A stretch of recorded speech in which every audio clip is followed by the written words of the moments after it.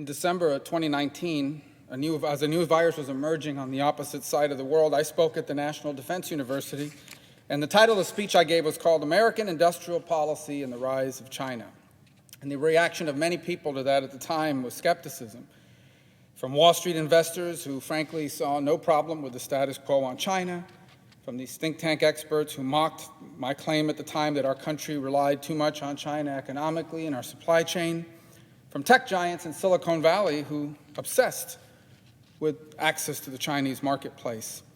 But the problem I pointed to at that time in that speech almost 2 years ago, a year and a half ago, was that for over a quarter century, our economic policies have been mostly about one thing: how American investors and companies can make money by doing business with China.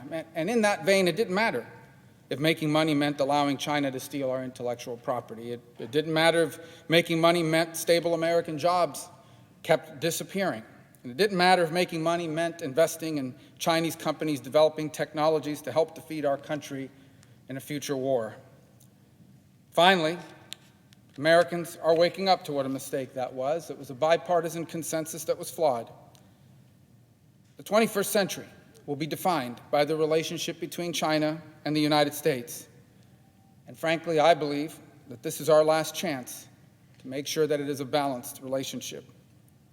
What we do not have time for are China bills, or China bill that is a collection of half measures and studies. Instead, is an actually meaningful China bill is what we need. And I believe most members here want, and I believe we can get to in a bipartisan way, but to do so, I think it has to have 6 things. If you want a meaningful bill on China, it must touch on 6 things. The first is, like I said in December of 2019, we need to identify industries which are critical for our future, and we must spur investment in these key industries. We have to remember, we are not in a strategic competition with foreign Chinese companies. We are in a strategic competition with the world's largest and second wealthiest nation state.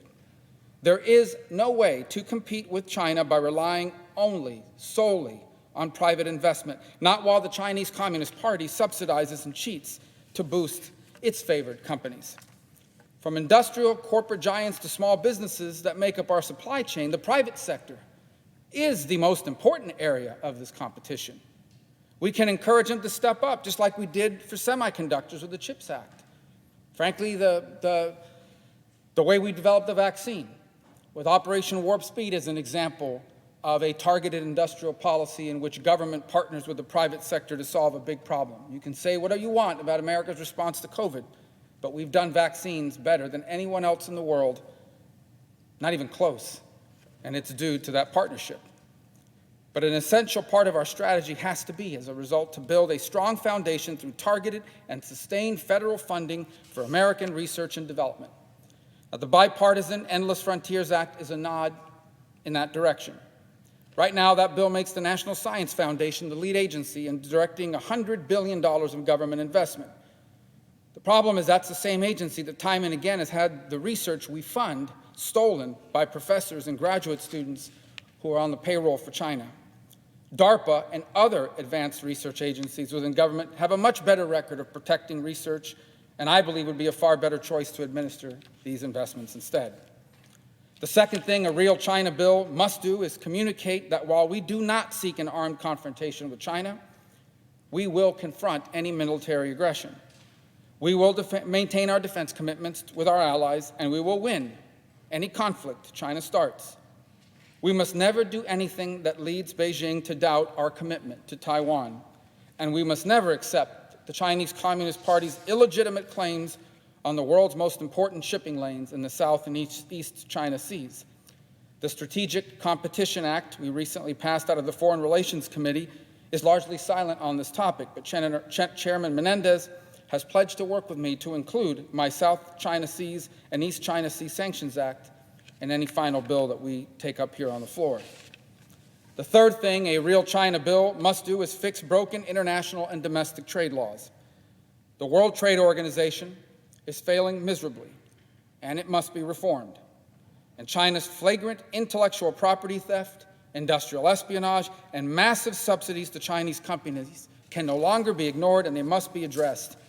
My Fair Trade with China Enforcement Act would help protect critical industries in America from Chinese influence and possession and recover the lost values of secrets and technologies that they have stolen. The fourth area of focus of any real China bill must be making sure China doesn't control our medicines and/or our medical technology and patient data. Last year, panic over masks and ventilators was a wake-up call for our medical dependence on Beijing. From blood thinners to acetaminophen, which is the ingredient in Tylenol, we have allowed China to dominate the pharmaceutical manufacturing market. It is dangerous leverage over America and Americans. We should be able to make medicines here. This will not only make us safer, it will create well-paying, stable jobs for American workers. My Medical, Manufacturing, Economic Development, and Sustainability Act would do exactly that, and should be included in any real China bill. As I said in September of 2019, we must immediately enact stricter guidelines to make sure that public funding never contributes to Chinese genomics efforts and beats them in that R&D race. If we allow China to dominate genetic data and that field of medicine, Americans will one day find themselves begging Chinese companies and even the Chinese Communist Party for access to future life-saving treatments. The fifth area a real China bill must address is our capital markets. Our stock market is the most open, liquid, and profitable in the world, and it is being used by the Chinese Communist Party to fund its military and to fund their companies. Any meaningful China bill must cut off the tap and prohibit American money from being invested in Communist China's military companies. We need to start requiring more transparency from Wall Street when it comes to investing in China and Chinese government-controlled companies. My American Financial Markets Integrity and Security Act needs to be part of the solution. How can we claim to be dealing with Chinese manipulation of our capital markets if we don't ban Chinese companies exploiting our own stock market to continuing to hurt us? Beijing long ago figured out how to get rich and powerful Americans to use their influence in American politics. Allowing Wall Street and big finance to enrich themselves by hurting Americans may make a lot of money in the short term for those individuals, but it is hurting America in the long run. It is national economic suicide. The sixth area any real China bill must address is genocide. Today in China, nationless corporations cooperating with the Chinese Communist Party force Uyghur Muslims to make clothing and shoes and even solar panels. Sadly, without knowing it, you may have very well purchased a product made partially or entirely by slave labor in Xinjiang. These companies, partnering with China, are complicit in these crimes. The Chinese Communist Party's reduced labor costs means increased profits for these corporations. While they lecture us about social justice in America, these companies are making billions off of slavery in China. My bipartisan Uyghur Forced Labor Prevention Act has almost half the Senate as co-sponsors. We must take it up and pass it out of the Foreign Relations Committee as soon as possible. Last year, we saw companies, Nike, Apple, Coca-Cola, even the U.S. Chamber, were lobbying against this bill.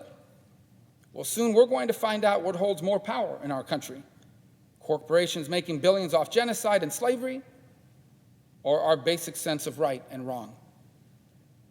The good news is that today we have finally awoken to the reality of how wrong the old consensus on China was. But we woke up almost too late. We don't have time for half measures. We must address the dangerous growing imbalance between America and China comprehensively, decisively, and swiftly, or we will live to see a future in which the world's most powerful nation is a totalitarian, genocidal, communist dictatorship, and our country is relegated to the role of a once great nation in decline. And no part of our lives will go unaffected in a world like that. We can see the shadows of it even today. American movies today are free to portray their own country, here, the United States, as racist, as bigoted, anything they want, but they automatically self-censor their own movies to make sure that it meets China's standards so they can show those films there. American corporations threaten states whose democratically elected leaders pass laws they object to. They have every right to in our democracy to object. But they will fire American employees and ban messages that risk getting their corporation kicked out of the Chinese market. And American teenagers are already turning over valuable personal data to the Chinese government on an hourly basis in exchange for the ability to watch what I will admit are clever videos on TikTok. And yet this is nothing compared to the world that awaits if we do not take action. And on this, the lessons of history could not be clearer. Athens emerged from the Second Persian War a great power, but their greatness made them decadent and complacent. They thought nothing would ever change, that they could ignore important problems, they could focus on the trivial. And so when conflict finally came, initially they used their superior navy to attack Sparta and retreat behind the safety of the city's walls, and that worked for a little while. And then a plague decimated the city, and more enemies of theirs sensed their weakness and joined the fight against them. And then Athens fell. Like Rome and Britain later, the end of Athens' golden age came as it always does for a great power. It doesn't come from the outside in. It always comes from the inside out. And now, from across the centuries, the lessons of history cry out for our attention. Our politics are broken. We fight over the trivial because we think the past is irrelevant, because we think our place in the world will never change, but because we think the future will always belong to us automatically. And we hide behind our own version of the walls, two vast oceans, believing ultimately we are safe from everything outside. We should not repeat the errors of the great powers of the past. My friends, we don't have time for studies and strategy statements. We need big changes and decisive action. We need to prove our democracy can work again, our system of government can function, that it can solve big problems in big ways. If we succeed, I truly believe a new American century lies ahead. If we fail, it is a century of humiliation that awaits us. Mr. President, I yield the floor.